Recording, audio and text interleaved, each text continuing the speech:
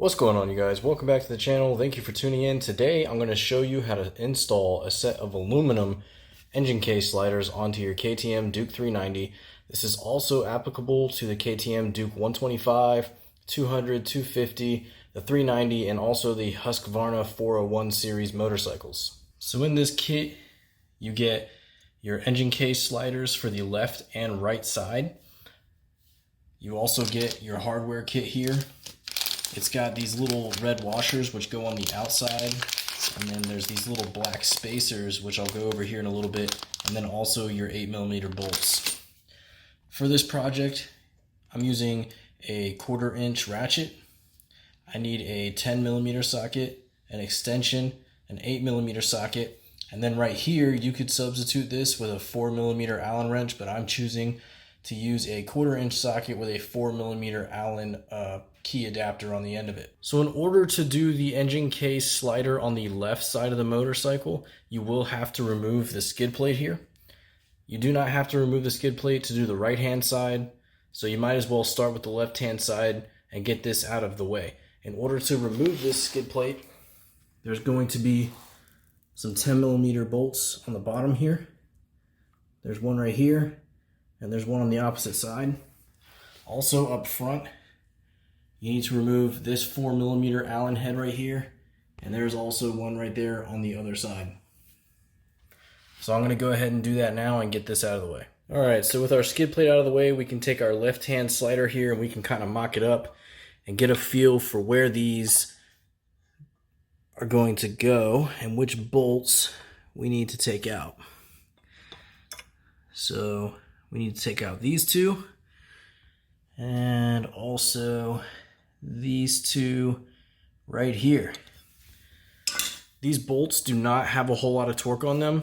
They're 8mm. They'll come out super easy, so do not put a whole lot of stress on these. Okay, so I've got my bolts out. I went ahead and I used one of the bags that the hardware came in with the sliders, and I put them all in here. All 8 of them that you're going to remove, so 4 from this side and 4 from the other, they're all the same size. So feel free to put them all in the same bag. Just label these something like engine case OEM bolts and save them for later use in case you need them. Okay, so something to note about the hardware that comes with these sliders. In the bags, you're going to get 7 of these 8mm bolts that are all the same length, and there's going to be one of them that is longer than the rest. That one is used on the right hand side of the motorcycle, and I'll show you that one later in this video. Also, you get these little black spacers right here.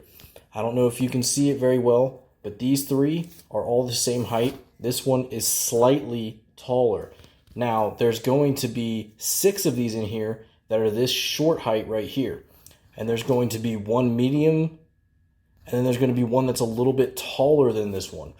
The one that's the tallest black spacer is also going to be used on the right hand side of the motorcycle, and I will show you that when I show you the other side. Alright, so I've got the bracket up here. I removed the little aluminum slider piece just to get a little bit better view on things. Spoiler alert, I'll tell you guys now, that medium sized spacer for the backside goes on this top bolt right here. The other ones get those flat ones that are all fairly the same size, and you just use those red washers on the outside. You can see all that right there. Now what I'm going to do is I'm just going to screw the aluminum plate onto here using these little Phillips head screws right here that come in the kit. Okay, so right now I have all of these just tightened up by hand, just with my fingers. I've screwed them all in.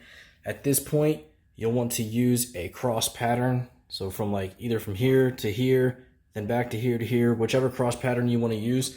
And you want to torque these bolts to 8.9 foot-pounds. I do not have a wrench that does that low of torque. So what I'm going to do is I'm going to judge by hand how tight these should actually be. And you guys need to be very cautious with these things. They do not need to be super tight. All right, so there we have it. This side is completely done. All I have to do now is the other side of the motorcycle. I'll get that done real quick and I'll show you guys some tips that you need on the other side. Alright, so here's the right hand side of the motorcycle here. Over here you're going to take off this bolt, this bolt, this bolt, and this one right here. This lowest position one towards the front is the one that gets the longer spacer, if you can see it there. So that's that long black spacer. And this one is also the one that gets the longest bolt that comes in the kit. So keep that in mind.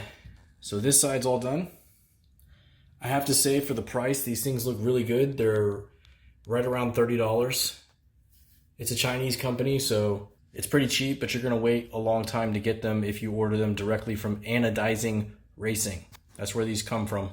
Oh, also just real quick, I got the new RST Red mirrored visor for my helmet, and my vlogging setup here is complete, so I'm pretty excited and pretty pleased with the whole thing. Hope you guys enjoyed the video, and I will see you in the next one.